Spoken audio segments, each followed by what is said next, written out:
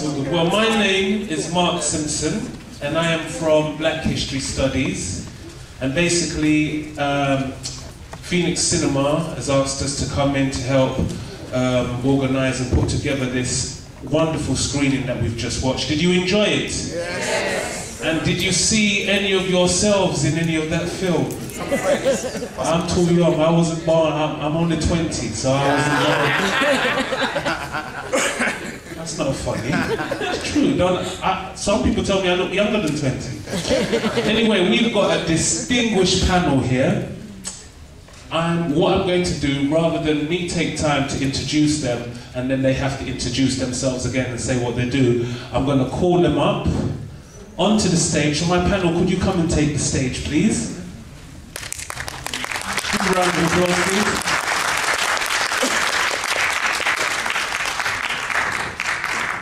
And what I'm going to do is I'm going to go along with the microphone and I'm going to ask them to introduce themselves, what they do, and then we're going to ask some questions. We're going to open questions to the floor. And are we all ready? Do we have loads of questions? Right, so I'm going to be coming round with the microphone and sticking it in your face like this. Or maybe not. Well, ladies first, I will start with you, my sister. Could you say your name and your involvement, please? Hi, my name is June Givanni. I'm a film curator. I've been programming black films for over 30 years in the UK and internationally. I used to run the African Caribbean unit at the British Film Institute. I've worked with Bakari Film Festival in Martinique and many festivals around the world, Toronto International Film Festival. I work mainly as an independent curator, and I am in the process of setting up a film archive, black film archive. My involvement with this film is that I'm one of the two curators that put it together. The other one is Imruh Bakari, who's sitting here also. And we were the project managers also for the project. So glad to be here this afternoon, and thank you for coming to see the film.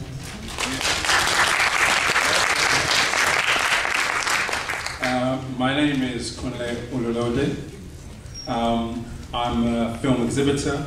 I was part of the advisory group that put the film compilation package that you've just seen together.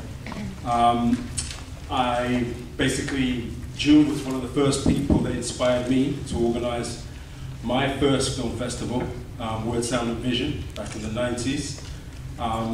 And as such, I'm particularly interested in developing the knowledge that people have for the history of black film, and also in particular trying to get a grasp on some of the future trends in terms of what's happening with urban film today.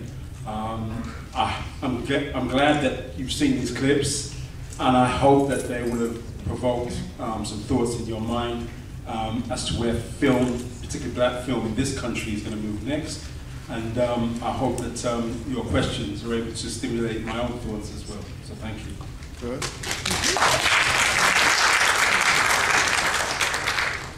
Hello, I'm Imruh Bakari. I am a filmmaker. Been working in Britain or British cinema for quite some years. More than 30. Well, not quite, but digits. Yeah, I'm one of the co-curators of Big City Stories. I also involved with teaching and film research. Good afternoon, my name is Stephen Bourne. I appeared briefly in this film with an extract that June and Imruh used from a short documentary that I made about my adopted aunt Esther, who was a black Londoner born before the First World War. I am known as a historian of Black Britain. I have, if you don't mind me plugging, a new book coming out this year called The Motherland Calls, which is an attempt to document the experiences of the black servicemen and women from across the empire in the Second World War. In relation to film, black British film, I wrote a book some years ago now called Black in the British Frame, which covered a century of black contribution to popular British film and television. Still in print, I'm happy to say, but they have put the price up. So not so happy to say that, but it's still available. Thank you.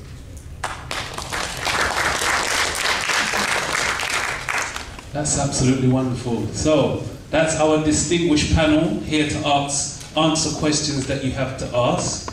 I'm going to open the floor to the audience in a second. I've got a couple questions of my own, and I'll go along. The curators, Imruh and Sister June. Question for you both. What was the challenges, if any, for putting this film together? Well, I think one of the main challenges is that it's such a vast area, and an aspect of that challenge, of course, is the fact that we were constrained both by time and by budget, because there were so many very good films that we saw in our research that we would have loved to, and that we think were very significant for a compilation like this. So those, I think, were some of the key challenges. It's to sort of produce something within the time and the money that we had, where we also felt frustrated that some really lovely work that we would have loved and that could have contributed significantly to this, we weren't able to put in. So I think, and also time meant that we weren't able to put as much home video footage in as we would have liked.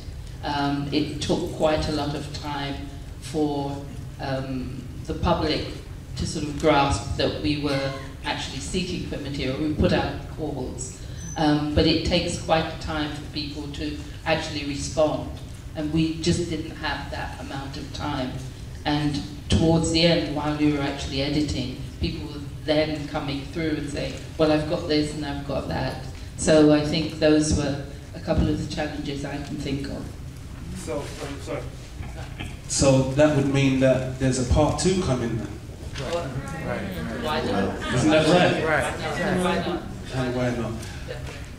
My brother, same question to you, and I'm going to tag on a question on top of what I've just asked. How was this project funded?